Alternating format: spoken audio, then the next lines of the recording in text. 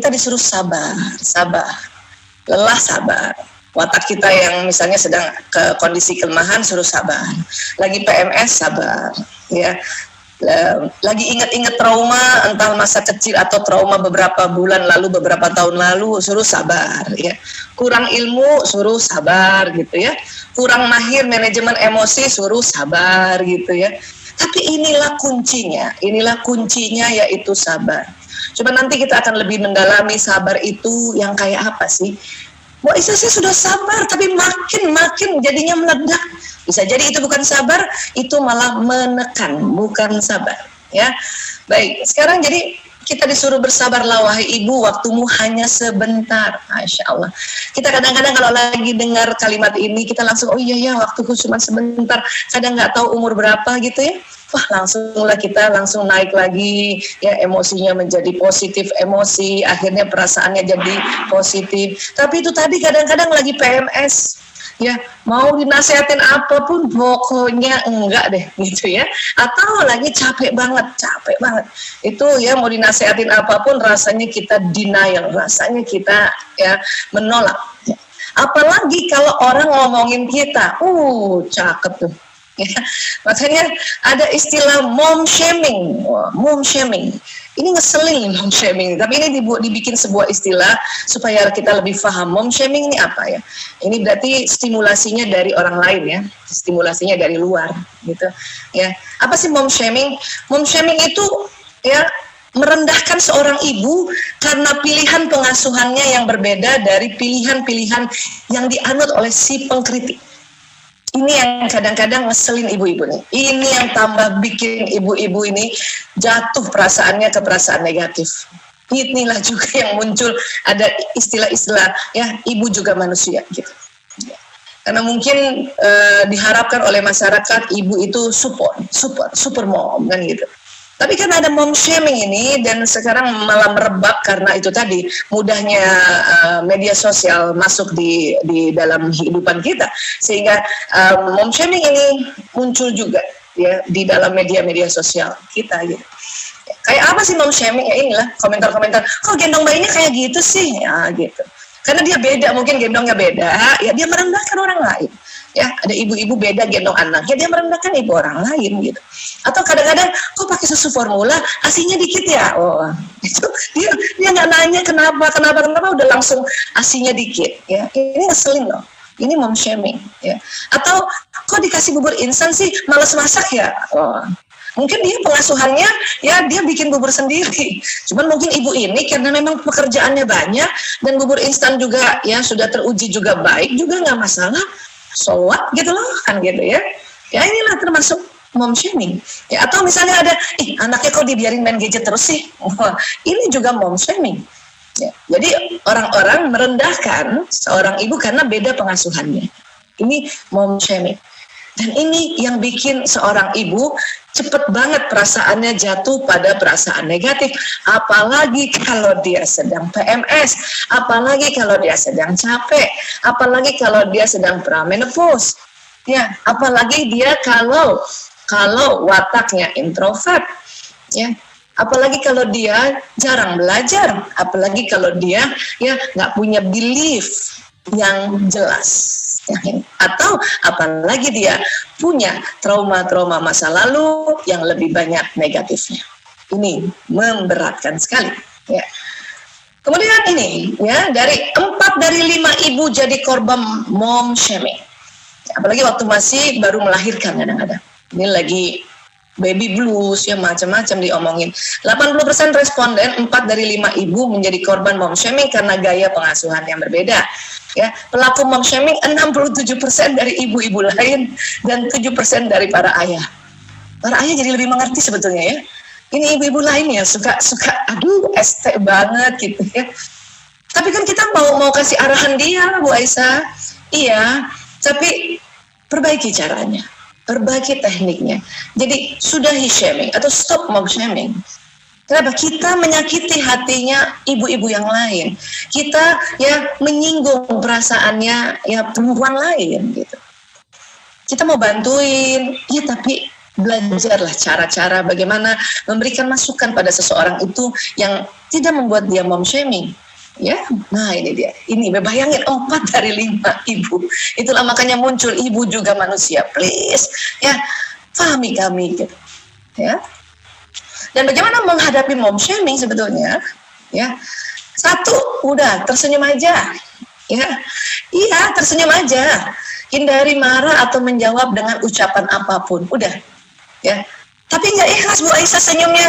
Kadang senyum dulu, baru nanti ikhlas. Senyum aja dulu. Apa susahnya senyum? Tarik aja 2 sudut bibir.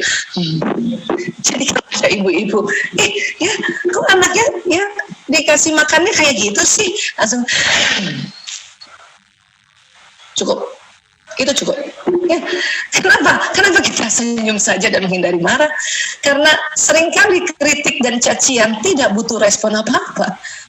Tidak butuh respon apa-apa. Kenapa? Mereka yang mengkritik hanya perlu melepaskan egonya saja. Jadi orang yang mengkritik itu adalah orang-orang yang suka tertekan, yang tidak pandai memanage emosinya, tidak pandai melepaskan egonya, dan dia lepaskan ke orang lain. Ya, makanya senyum aja, Bu, senyum aja. Iya, anaknya main gadget terus ya. Ya, senyum aja, nggak usah ngomong apa-apa. Kenapa? Pada saat kita tersenyum dan kita tahan senyum kita, sudut bibir ke atas, gitu ya, tahan aja. Tahan, untuk kita tahan senyum, maka dalam waktu 7 detik ke atas, hormon dopamin akan keluar dari kelenjar pituitari, dia masuk ke jantung, jantung kemudian memompa darah ke seluruh tubuh, maka abis itu seluruh tubuh langsung nyasanya, it's okay, tenang aja, gitu ya. Nah ini, jadi tersenyum aja Bu. Dan ingat, pokoknya kritik itu nggak usah direspon dulu, ya nggak usah direspon dulu. Kenapa? Oh dia barangkali ya tegang juga orang ini yang mengkritik kita, senyum aja. Apalagi mungkin yang berkritik ternyata ibu kita. Nggak begitu, Bu Mama dulu nggak begitu. Itu bikin mom shaming. Senyum aja. Ya. Anakmu kok ya badannya kecil banget gitu, nggak kayak yang lain. Senyum aja. Langkah kedua apa? Langkah kedua, gunakan waktu untuk bersama mereka yang mendukung, Ya, ada pasangan, orang tua dan teman-teman yang pastilah setia dan menerima apa adanya. Ya. Seandainya mereka ingin mengajari soal parenting pun, mereka akan melakukannya dengan cara yang baik dan menenangkan. Ya, cari orang yang pasangan Kak. Mudah-mudahan pasangan-pasangan sudah mulai ngerti ya cara-cara mengajari parenting. Tapi itu tadi dari ayah cuma 7% ya, selebihnya emak-emak ya. Ya, atau cari keluarga, cari teman yang kalau kita belajar parenting sama mereka melakukannya dengan cara yang baik dan menenangkan dan tidak membuat kita mom shaming. Ya, oke. Dan tambah ilmu. Ya, jadi tadi 1 senyum, 2 ya habiskan waktu bersama orang yang mendukung, 3 tambah ilmu.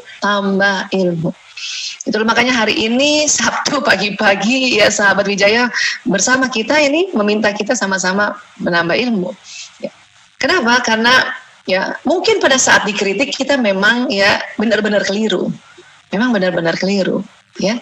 Tapi nggak usah ciut gitu, Jadi it's okay, ya.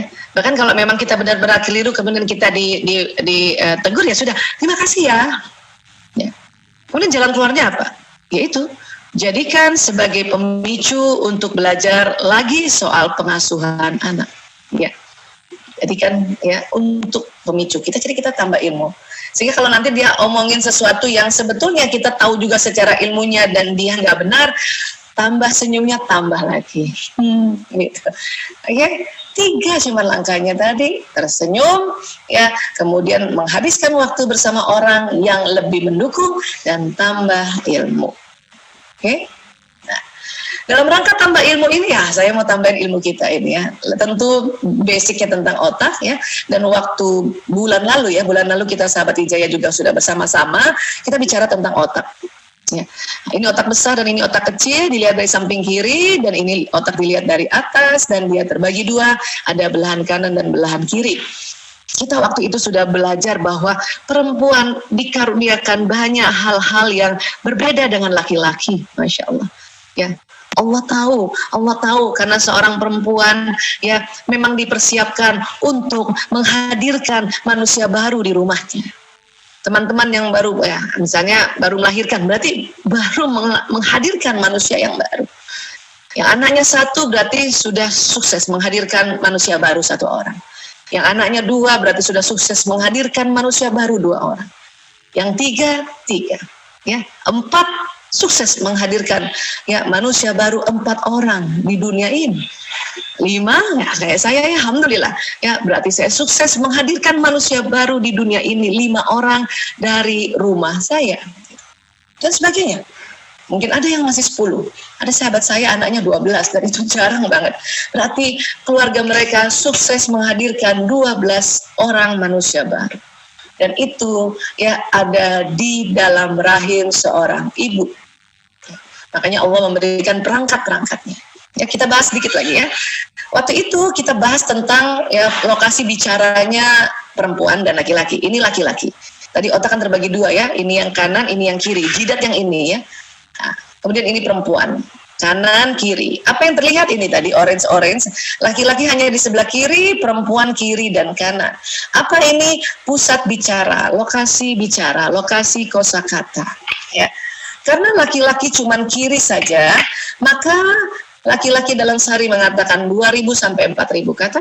Saya ulang ya, waktu itu kita sudah belajar 1.000 sampai 2.000 bunyi vokal, 2.000 sampai 3.000 gerakan tubuh, dan rata-rata jumlah komunikasi sebanyak 7.000. Ya.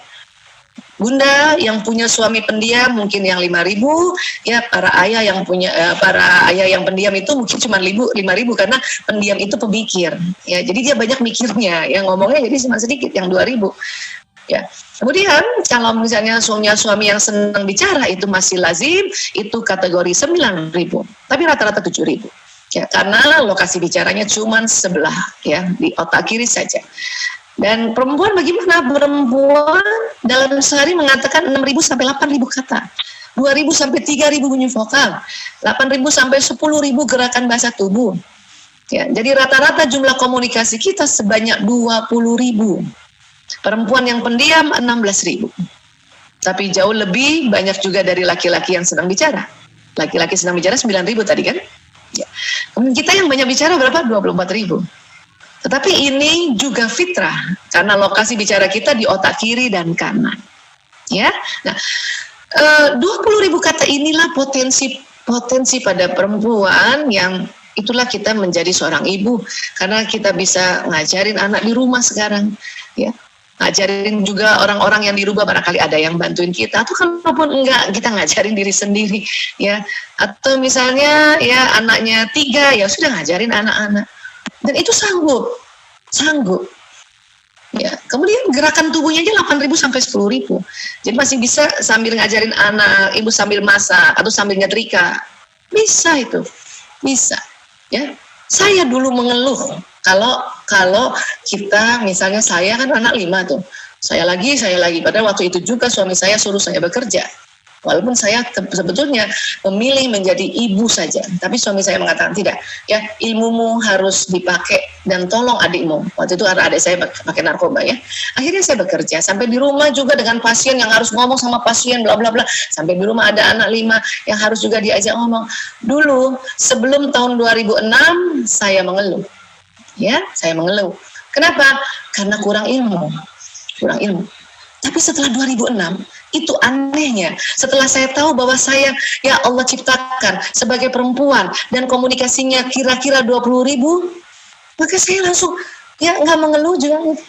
Terus kalau ada orang bilang ya misalnya ada yang negur ya ngomong aja banyak out ngomongnya, terus langsung saya senyum aja. Tapi senyumnya lebih ikhlas, kenapa? Karena tahu ilmunya. Saya dikasih 20.000 loh. Ya, kita perempuan dikasih 20.000, artinya bisa dong. Bisa dong. Ya. Tapi capek Bu Aisyah, capek lain lagi. Capek tidur, istirahat, nggak usah mengeluh kan gitu. Tapi 20.000 kata ini harusnya bisa. Gitu. Oke? Dan itu bukan hanya kata-kata, ya. Dia selain kata-kata, vokal dan gerakan tubuh. Dan menurut penelitian, perempuan kalau dalam sehari komunikasinya kurang dari 16.000, tidur malamnya tidak nyenyak. Makanya minimal 16.000. Ya. Kemudian otak kan waktu itu kita belajar juga waktu dibelah, ada otak di tengah ini namanya corpus callosum, masih ingat ya? Dan perempuan corpus callosumnya didesain oleh Allah 30% lebih tebal dari laki-laki. Sehingga corpus callosum yang tebal ini, perempuan mampu mengerjakan berbagai pekerjaan yang tidak saling berhubungan dalam satu waktu. Artinya ya sudahlah komunikasinya 20.000 kata, corpus callosumnya tebal, bisa mengerjakan pekerjaan yang tidak saling berhubungan dalam satu waktu. Artinya kita bisa dong, ya. Saya juga dulu mengeluh, ya, karena kurang ilmu. Padahal udah dokter loh, sudah dokter, sudah lama saya jadi dokter. Tahun 2006 itu sudah lama saya jadi dokter, ya. Tapi pada saat sudah tahu ilmunya, langsung, ya Allah, ternyata memang kita didesain untuk bisa multitasking. Seperti ini, ya. Kayak gini, ya, heboh ya. Ya, multitasking. Di luar negeri makanya ibu-ibu yang mendapat hasil penelitian, mereka lebih duluan ya, tahun 99 ya. Makanya mereka dengan rela bekerja juga ya, dan bawa anak. Oke, ini ya. Apalagi mata perempuan tuh matanya kalau lihat ke depan dia lebar kanan kiri, tapi memang ke depannya pendek. Beda sama laki-laki. Laki-laki tuh kayak terowongan, lurus. Ini juga yang membuat perempuan bisa sambil masak, ya, sambil juga bisa ngelihat kanan kiri, gitu kan?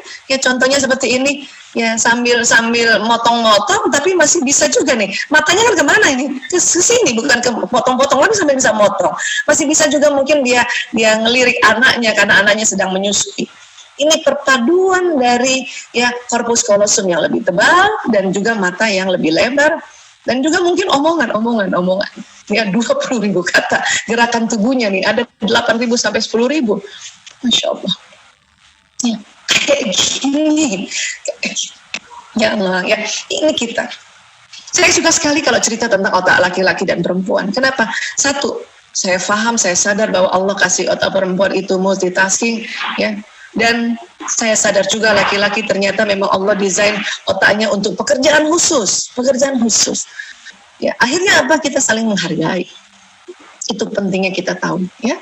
Kemudian kita juga ada otak emosinya. Ada otak emosi. Ya, mungkin kita pernah bahas atau mungkin teman-teman pernah juga dengar seminar kami ya di tempat lain. Jadi ada otak emosi di tengah ini. Semua manusia ada, ya. Dia terdiri dari sistem-sistem. Makanya disebut limbic system. Dan bahkan bukan hanya pada manusia saja, hewan golongan mamalia dia juga punya limbic system. Makanya disebut otak mamalia. Ya, jadi kita punya otak mamalia di otak kita. Ya. Dia persis di tengah ini. Nah ini yang kita nanti paham nih bahwa kita udah punya ilmunya gitu ya, dan ilmu itu akan masuk di otak bagian depan sini prefrontal. Tapi pas kita ya marah, maka otak mamalia ini tegang, dan kalau dia tegang ya saat itu dalam waktu sesaat ilmu-ilmu yang di otak depan ini terblokir sementara. Kenapa terblokir? Karena kalau ada ilmu di sini dan untuk melakukan sebuah perilaku dia harus turun ke sini nih, turun ke sumsum tulang. Tetapi urutan otak yang dekat dengan sumsum tulang ini adalah batang otak atau otak reptil, otak limbik atau otak mamalia, barulah otak intelektual. Ya. Bakat, watak di mana Bu Aisyah? Dia di daerah sini nih. Memori yang mana Bu Aisyah? Di daerah sini, di neokorteks. Tapi kalau yang nanti memorinya sangat sedih, sangat marah, sangat jengkel, atau bahkan sangat senang, itu di daerah dekat limbik sistem ini. Ya karena urutannya adalah batang otak, mamalia, dan otak ilmu, maka ya terkadang kalau batang otak tegang, limbik sistem tegang, ilmu yang ada di sini nggak bisa keluar, jadi dia nggak bisa membentuk perilaku. Ini juga yang harus kita siasati, bagaimana kita ya merilekskan batang otak dan otak limbik ini. Itulah tadi yang disuruh sabar tadi. Sabar yang bagaimana? Nah, sekarang kita dalami ya. Nah, cuman sebelumnya nih batang otak ini otak yang kalau dia tegang itu responnya kayak reptil teman-teman. Ya, fight or flight, serang atau kabur gitu. Dan kondisi sekarang kita lagi pandemi terus terang. Ya, batang otak kita ini ya agak tegang, bukan tegang banget ya, agak tegang. Tapi agak tegangnya berlangsung cukup lama, sudah setengah tahun, sudah cukup lama. Dan biasanya kalau wabah itu cukup panjang. Ya, rata-rata kalau dari sejarah wabah itu dia membutuhkan waktu sekitar 2 tahun. 2 tahun. Maka persiapkan diri kita untuk ya ke depannya. Kalau memang kita sudah siapkan 2 tahun, ternyata wabah itu berhenti 1 tahun, alhamdulillah. Ya, kita sudah siapkan 2 tahun dan wabah itu berhenti 10 bulan, alhamdulillah. Tapi yang pasti sudah 6 bulan belum berhenti. Maka batang otak kita tegang. Dan ini harus segera dirilekskan. Kenapa? Karena mau nggak mau bukan kita sendiri yang jadi masalah seperti ini atau mengalami masalah seperti ini. Seluruh dunia. Ya. Makanya ini disebut wabah. Dan wabah harus ambil hikmahnya, harus tahu berkahnya wabah. Karena wabah ini ya salah satu hikmahnya dari jutaan hikmah adalah Allah merestart ulang bumi ini. Apa yang mau restart ulang? Ya, alamnya, kondisinya, ya, udaranya. Saya ini lockdown di Jakarta ini sudah 1 minggu ya, sekitar 1 mingguan ya, atau lebih ya. Itu saya suka banget naik ke atas, itu sempat juga naik ke atas ya, misalnya itu sore-sore lihat, ya cerah banget sih gitu. Apalagi waktu Ramadan dulu, waduh, ya Ramadan dulu itu cerah banget itu udara di Jakarta. Ya, apalagi yang mau di restart, ya kehidupan kita. Kita perempuan sering juga keluar rumah, padahal kadang-kadang itu bukan kerjaan kita gitu ya, makanya kita disuruh kembali di rumah. Tapi Bu Aisyah sih keluar rumah itu ke mall itu supaya merilekskan otak. Ya, ada benarnya sih. Tapi menurut saya kalau saya ke mall bukan lagi merilekskan otak, tapi bikin batang otak tegang, bahkan otak emosi tegang. Kenapa? Kepengen beli sesuatu tapi harganya mahal-mahal. Ya, artinya ya sudah, saya dengan sadar kembali ke rumah. Oke? Untuk apa? Mari belajar untuk merilekskan batang otak dan otak mamalia secara alamiah. Ya. Otak dalam mamalia tadi, dia berbagai macam emosinya. Saya senang sekali, setiap seminar saya kasih ini. Kenapa? Saya sedang mensosialisasikan untuk kita kenal emosi kita. Dan cara mengenalnya dengan cara yang sangat sistematis, yaitu kita tahu bahwa di otak kita ada berbagai macam emosi, dan kalau dipetakan dia bentuknya kayak tangga. Dan dia punya frekuensi, karena diukur oleh alat yang namanya EEG, elektroencephalogram. Dia punya frekuensi, dan dia kalau dipetakan naik begini. Emosi itu apa Bu Aisyah? Apakah emosi kolbu? Bukan. Emosi ini kalau di konsep agama Islam dia nafsu. Makanya ini dibagi tiga, nafsu lawama, amarah, dan mutmainah. Kalau kita bicara emosi, tidak semuanya negatif, ada emosi positif. Kalau kita bicara nafsu, tidak semuanya negatif, dia ada yang positif, yaitu mutmainah. Tapi memang perbandingan antara emosi negatif dan positif lebih banyak yang negatif. Ya, ini. Jadi kalau semakin positif itu semakin tinggi dia punya frekuensi. Dan ini nanti mempengaruhi power, ya. Ini juga naik, semakin naik. Dan kalau kita di pencerahan, ini tinggi banget, 700 sampai 1000. Ya, pencerahan ini apa sih Bu Aisyah? Salah satunya adalah belajar. Kalau kita baru baca buku ya atau artikel langsung, oh gitu, itu berarti lahir langsung pencerahan. Atau kita dengar tausiah, dengar ceramah, dengar seminar, apapun. Ya, oh gitu. Oh itu langsung ke sini. Dan kita buat umat Islam, apabila kita baca Quran, sudah baca Quran, kita tahu artinya dan kita renungi. Itu langsung naik ke pencerahan. Ya Allah, gitu kalimatnya. Ya, Maha benar Allah dengan segala firman-Nya, itu kata-kata ending pada saat kita setelah baca Quran. Karena sesungguhnya kalau habis baca Quran, kita diminta ada di level pencerahan. Bisa kalau saya murotal aja gitu ya, nggak tahu artinya, itu pun ya kalau misalnya lagi sedih, kita dengar murotal atau kita ya baca Quran terus gitu ya, kita kayak tadarus terus tanpa tahu artinya, itu bisa naik langsung sampai ke damai. Tapi ada orang juga walaupun nggak tahu artinya dia sudah masuk pencerahan juga. Tetapi percayalah pada kita tahu artinya, ya itu kita bisa naik pencerahan yang sangat tinggi 1000. Nah, yang saya mau bilang adalah emosi ini ada di otak kita, ada juga di otak ibu-ibu, dan dia nggak bisa hilang. Ya. Yang ada adalah kita bisa memanage. Pada saat dia ada di bawah, kita manage untuk naik ke atas. Tapi pada saat dia di bawah, kasih kesempatan tubuh ini untuk merasakan juga emosi ini. Ya. Makanya kalau misalnya tadi ada orang mom shaming pada kita dan kita kesel atau marah, ya, pada saat kita di sini, oke. Dan kalau kita disuruh sabar, artian sabar itu adalah menahan, maka kita nggak usah ya marahin dia lagi. Makanya tadi tipsnya adalah hindari marah. Nggak usah kita maki dia lagi. Kenapa? Akan jadi kacau. Tahan. Makanya sabar. Ya, sabaru yusbiru. Itu sabar, menahan. Tapi selama ini kita keliru. Kita menahan, tapi kita setelah itu menekan. Akhirnya turun emosi itu. Lama-lama putus asa. Putus asa menjadi ibu. Kalau tahu gini, saya nggak mau jadi ibu. What? Kalau tahu gini, saya nggak mau nikah. What? Kalau tahu gini, saya nggak punya anak 5. Bahaya banget itu. Tapi itu karena kita menekan marah kita, akhirnya dia jatuh. Ya, jatuh ke bawah, jatuh ke bawah, jatuh ke bawah, jatuh ke bawah. Bahkan lama-lama jatuh ke bawah, akhirnya depresi. Depresi. Ini yang paling menyedihkan. Ya, ini sedih. Lebih sedih? Ya, depresi paling menyedihkan. Itu dia tuh. Dan ini bahaya kalau pada orang depresi. Kenapa depresi itu ciri-cirinya mau mencelakakan diri? Ya, termasuk bunuh diri. Itu yang bahaya. Ya. Nah, artinya apa? Artinya ini kita sadari dulu bahwa oke, memang ada Allah kasih emosi. Dan ini nggak pernah hilang.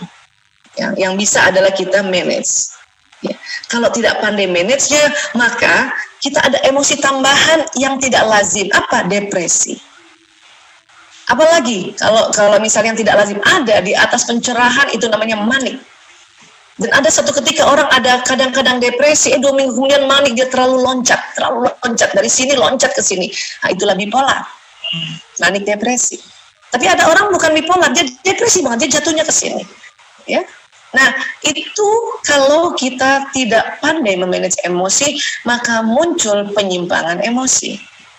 Ya. Itu yang harus kita tahu.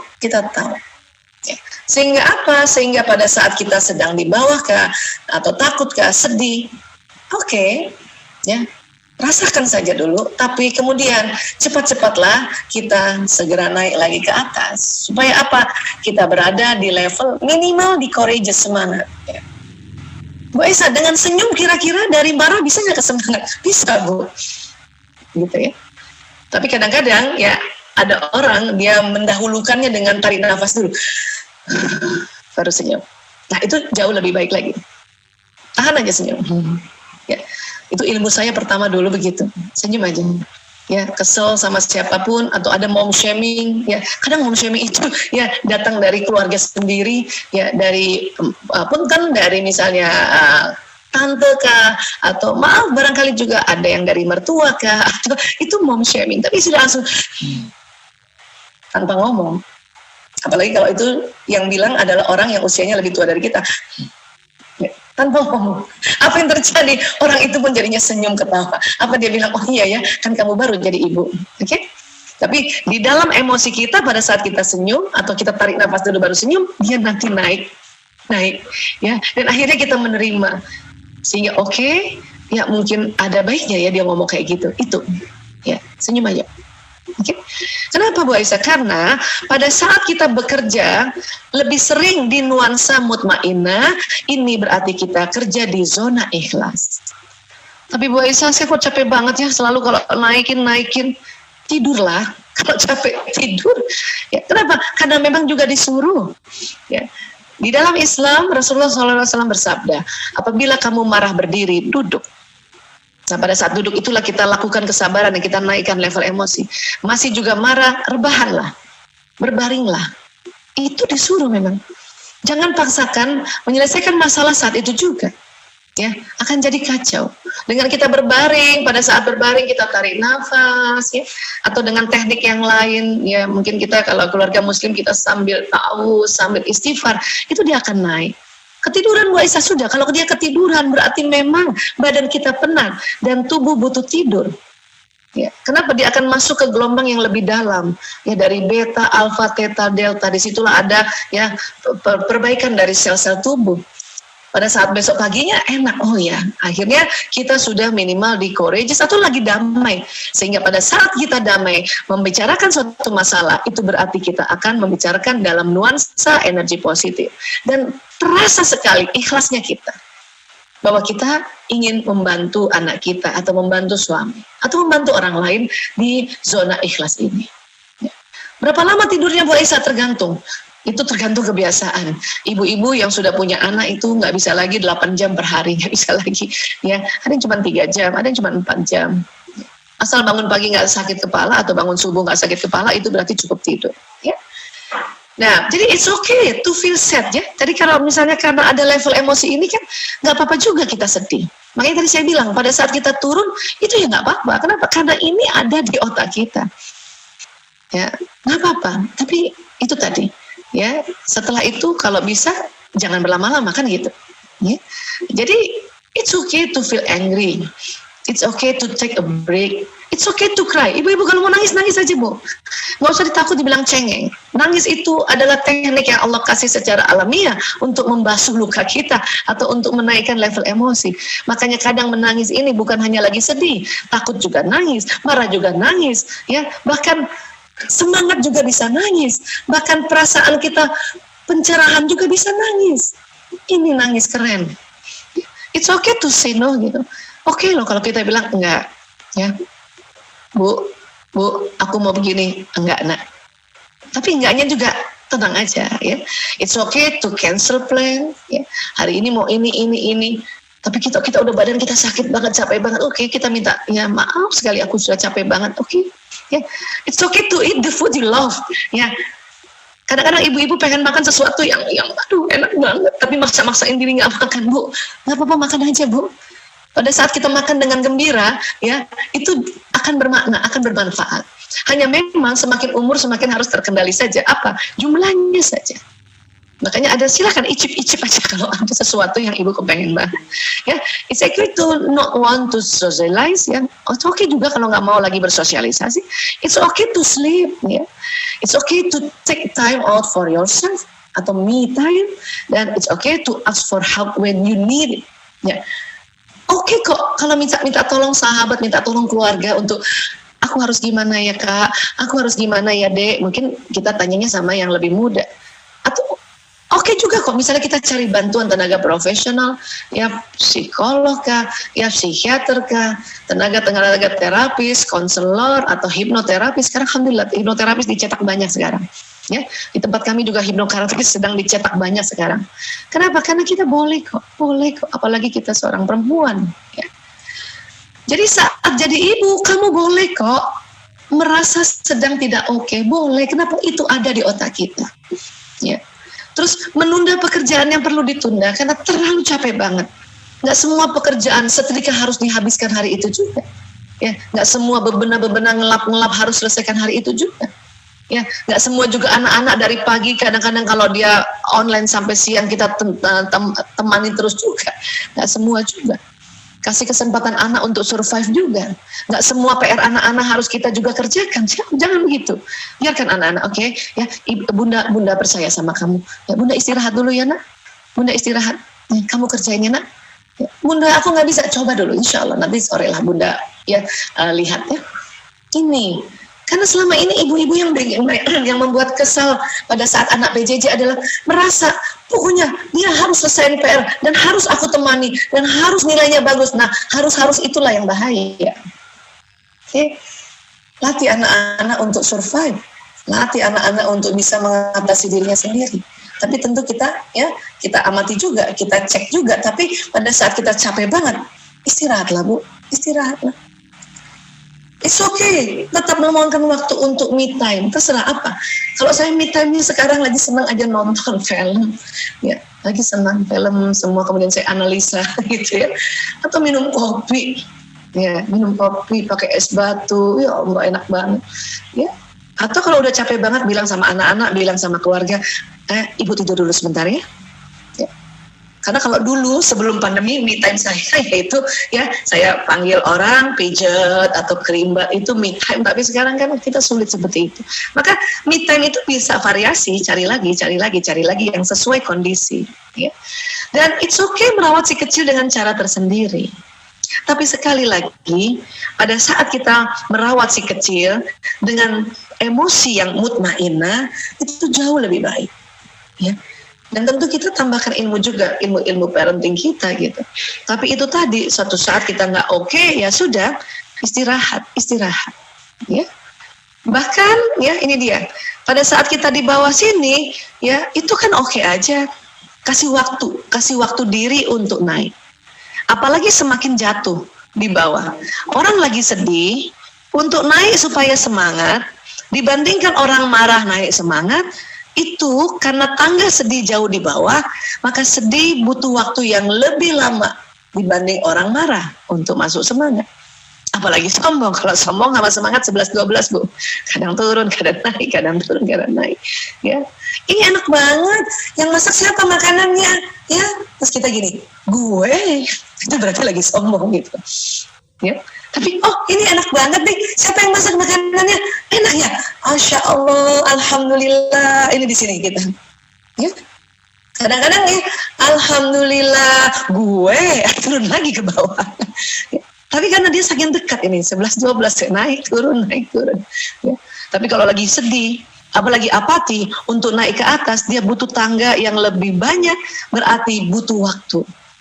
Makanya nggak usah merasa nanti kalau saya tidur semua pekerjaan nggak bakal selesai. Bukan begitu kerja tubuh ini. Pada saat nanti kita istirahat, ya, pada saat sebelum istirahat kita naikkan level emosi dengan tarik nafas, istighfar, ya, atau kita berzikir, kemudian kita tertidur, maka dia akan naik di level sini nih, semangat, menerima, ya, bangun udah enak perasaannya. Dan pada saat emosi kita berada di level mutmainah, apa yang terjadi? Karena frekuensi makin tinggi, maka vitalitas kita untuk kita mau bekerja lebih banyak itu jauh lebih tinggi daripada maksa pada saat kita lagi takut, maksain kerja.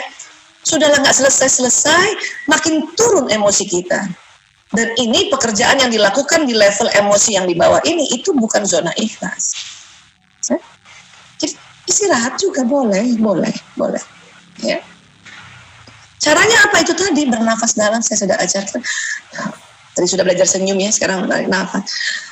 Berapa kali tarik nafasnya Bu Aisyah? Tergantung masalahnya apa.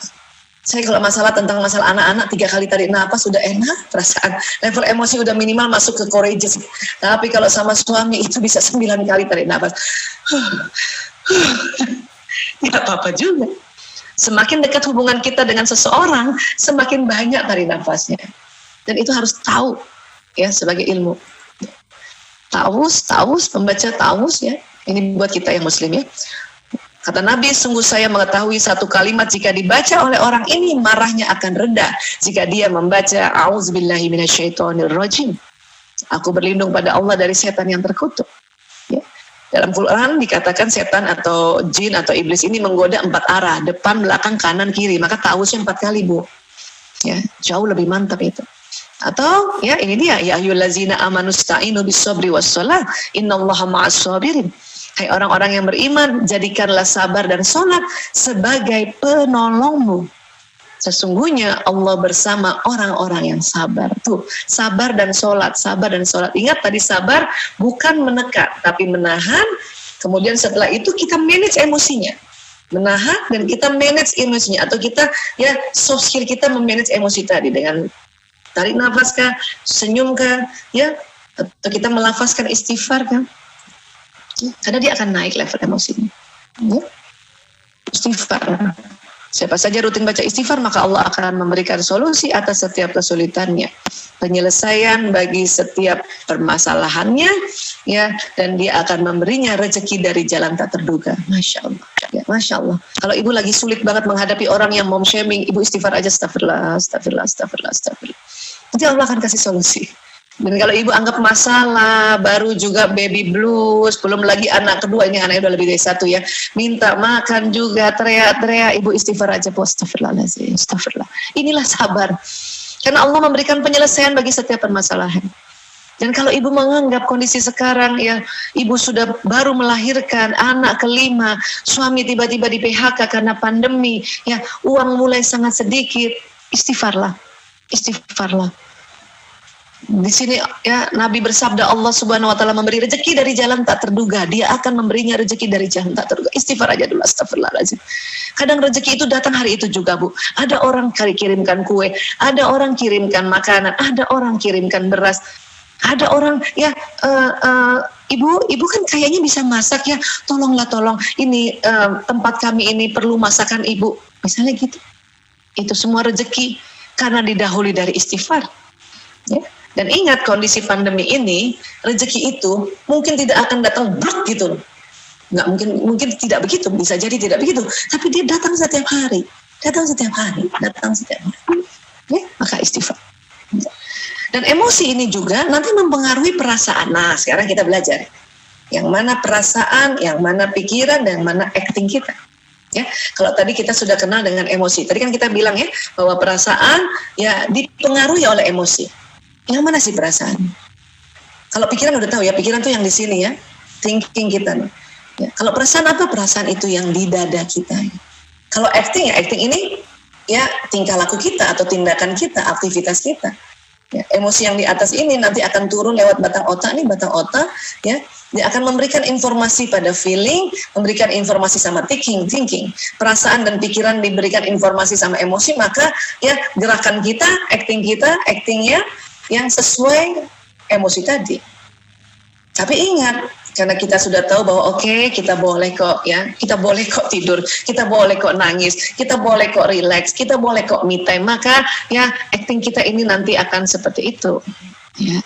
Dan bicara soal perasaan, ini bicara soal kolbu, aset utama manusia. Ya. Kolbu itu hati ya Bu Aisyah. Kolbu itu yang mana sih gitu ya?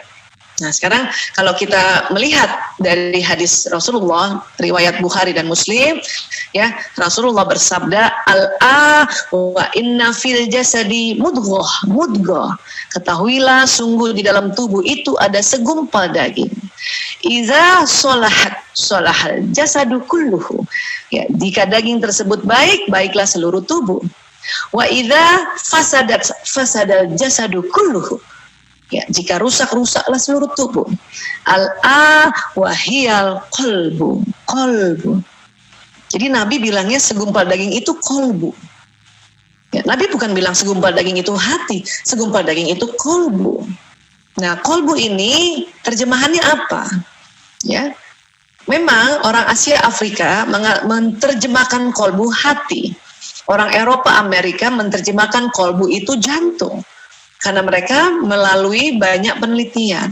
Ya. Tapi kalau dari nas-nas Quran yang bercerita tentang kolbu atau kulub, itu seringnya selalu disandarkan dalam kalimat fis sudur, di dalam dada. Itu kalau di Quran. Ya. Dan para alim ulama juga mengatakan, sudah langsung mengarahkan kolbu itu sebetulnya memang adalah organ, ya ini seperti Al-Ghazali bilang, kolbu adalah daging yang bersuhu panas, berbentuk kusam, berada di sisi sebelah kiri. Di dalam isinya ada rongga yang berisi darah hitam sekali. Yang sebelah kiri. Ya, dan dia suhunya panas. Oke, yang mana tuh? Dan di dalamnya berongga. Sekarang kalau di dada kita ini, ya organ itu ada dua, paru-paru dan jantung. Cuman paru-paru itu dia tidak berongga. Dia ada kanan kiri. Nah, jantung ini memang dia di tengah, tapi dia cenderung ke kiri. Dan dia berongga. Dan jantung ini kalau pernah operasi jantung itu panas loh. Ya. Kenapa? Karena dia ada listriknya. Ya. Nah, katanya kusam kata Al-Ghazali ya. Insya Allah. Dan dia ada darahnya banyak. Jadi sekarang para ulama yang belajar neuroscience dan belajar tubuh manusia, kolbu itu organnya merujuk ke jantung.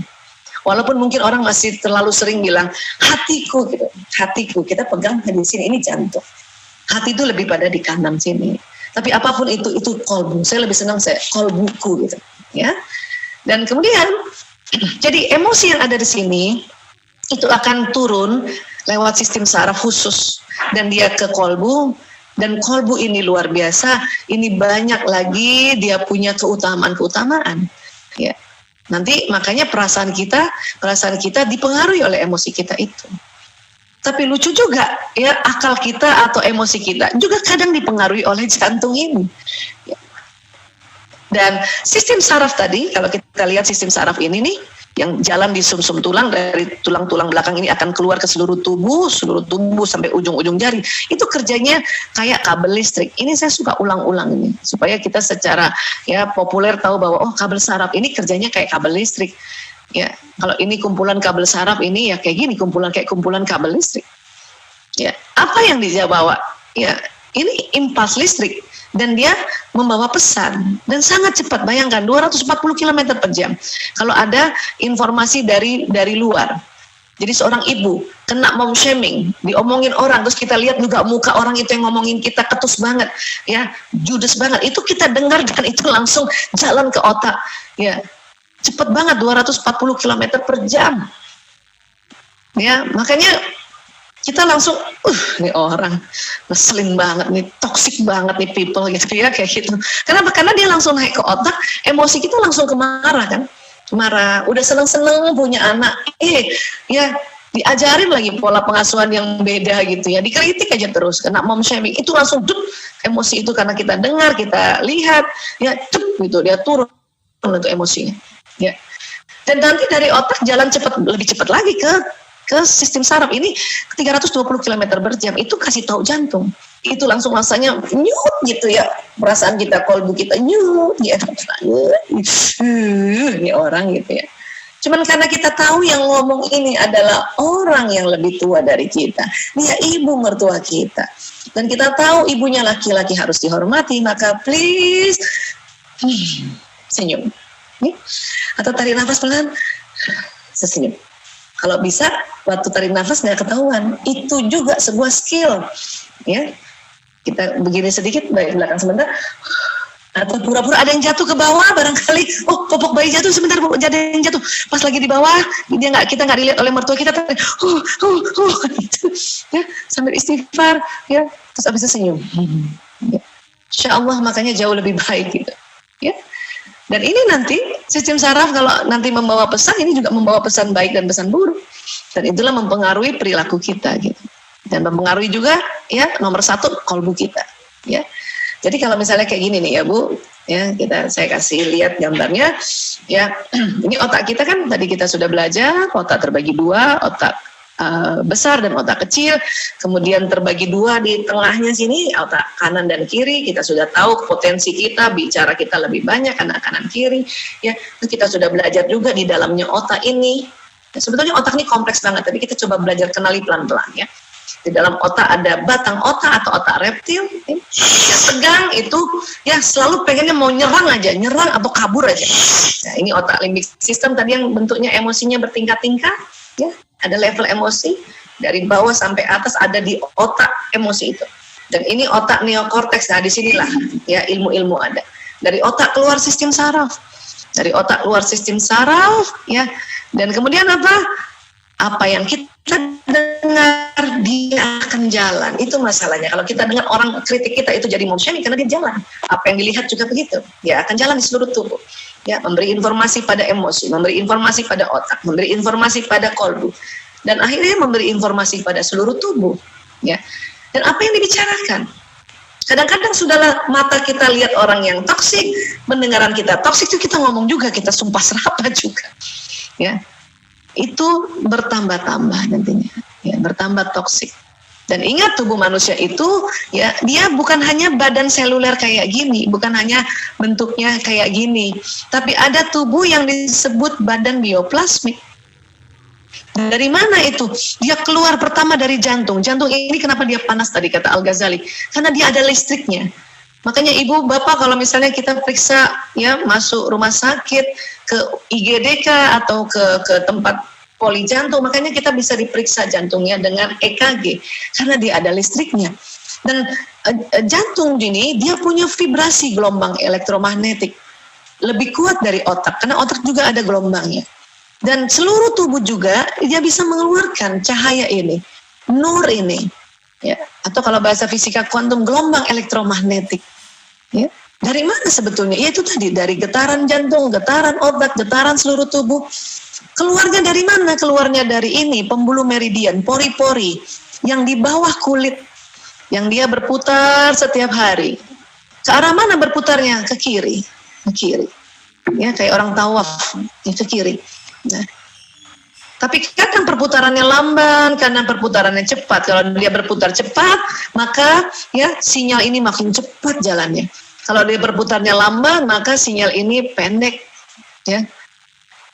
Bagaimana cara kita memperpanjang? Itulah ya dampak dari ibadah khusus. Ya, buat di keluarga muslim kita berwudu itu juga memperlancar memperlancar pembuluh meridian yang kena basuhan air wudu kita. Pada saat kita sholat, maka ya pembuluh meridian yang seluruh tubuh kita itu yang tadinya jalan ke kirinya hambat, ya akhirnya lancar sehingga sinyal juga panjang gitu. Ya, pada saat kita puasa itu proses dari makanan. Kenapa? Karena sinyal ini juga dari makanan yang diproses di sel-sel tubuh. Ya. Makin kita menjelang buka itu makin panjang sinyal kita. Ya. Makanya puasa tidak hanya pada orang Islam, semua agama dia ada ritual puasanya. Apalagi sedekah, ya sedekah. Sedekah sukarela disebut infak, sedekah wajib disebut zakat. Dan itu akan membuka pembuluh meridian, maka sinyal panjang. Apalagi ibu hamil. Ibu hamil itu ya sinyalnya panjang. Kenapa? Karena sinyal bukan hanya dari ibu, tapi dari anak yang di dalam rahim. Makanya ibu hamil diminta untuk bicara yang baik-baik. Kenapa? Karena memang sinyal ini akan membroadcast perasaan kita, membroadcast pikiran kita, membroadcast emosi kita. Ya. Dan ya, yang lapisan terluar ini, karena ini ada anatominya ya, lapisan terluar ini membroadcast doa kita, membroadcast niatan kita, membroadcast prasangka kita. Ini. Dan ini prosesnya ada di tubuh manusia. Dari mana Bu Aisyah? Dari organ-organ sel, dan ini ada triliunan sel-sel dari ujung rambut sampai ujung kepala. Di dalam sel ada mitokondria di sini yang warna biru ini, ya. Warna aslinya bukan biru ya, ini karena diwarnain aja biru. Disinilah proses pembentukan energi, baik energi yang ada di tubuh maupun energi yang ada keluar dari badan bioplasmik. Ya, saya pernah cerita mungkin di Sahabat Wijaya atau di seminar yang lain bahwa mitokondria seorang manusia itu dibawa dari sel telur ibunya, sel telur ibunya. Oke, sel telur ibunya, bukan sperma ayah.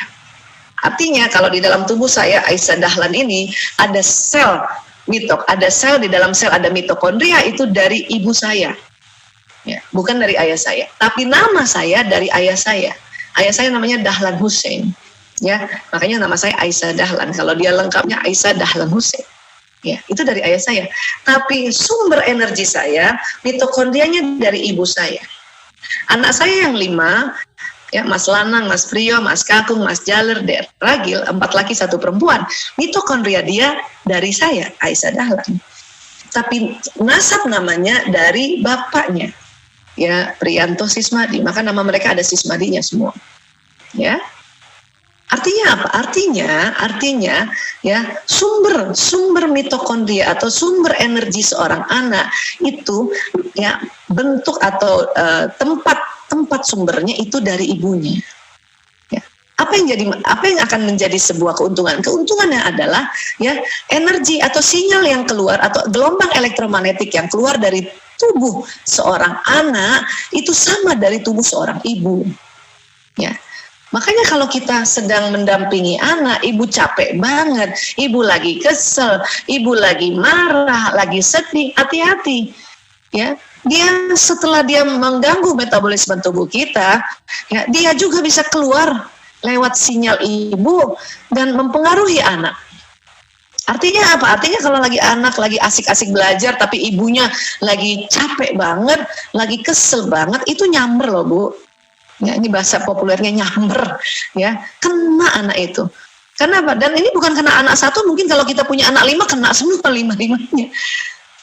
Itulah makanya mengapa kita ya butuh waktu untuk kita betulin dulu perasaan kita. Kenapa saya bicara perasaan? Karena perasaan ini yang sangat power, dia mengeluarkan gelombang. Karena dia dari kolbu. Dikatakan kolbu itu vibrasinya 5.000 kali dari otak. Itulah makanya positive feeling lebih power dari positive thinking. Tapi kalau positive feeling bersama positive thinking, ya kita berupaya, ingat, kita berupaya, kita berikhtiar untuk naik ke level emosi yang positif, maka dia positif. Tapi ingat 24 jam itu ya tidak melulu kita ada di level emosi positif, dia kadang turun. Itulah makanya terkadang kita butuh mengerti tentang emosi kita, butuh mengerti perasaan kita untuk apa? Takes time, untuk ya me time, sebentar. Ibu sebentar. Ibu setengah jam, ibu tidur sebentar. Kadang saya begitu. Karena kalau saya tidurnya di kursi yang agak rileks gitu, itu saya bisa setting. Tapi kalau tidur di dalam kamar itu bisa bablas kan gitu. Tapi saya tahu diri, sebentar. Ya, begitulah. Oke, makanya dikatakan ibu juga manusia. Jadi please, sebelum kita meminta orang untuk memahami bahwa kita juga manusia, maka yang pertama harus memahami diri kita sendiri bahwa kita juga manusia. Ya, punya rasa, punya perasaan. Yang ini harus kita kenali. Kalau kita sudah kenali, kita bisa kendalikan. Ya, teman-teman, inilah dia. Ibu juga manusia. Terima kasih. Maaf lahir batin, salah kata, salah ucap. Ya. Wabillahi taufiq wal hidayah. Wallahu a'lam bishawab. Assalamualaikum warahmatullahi wabarakatuh.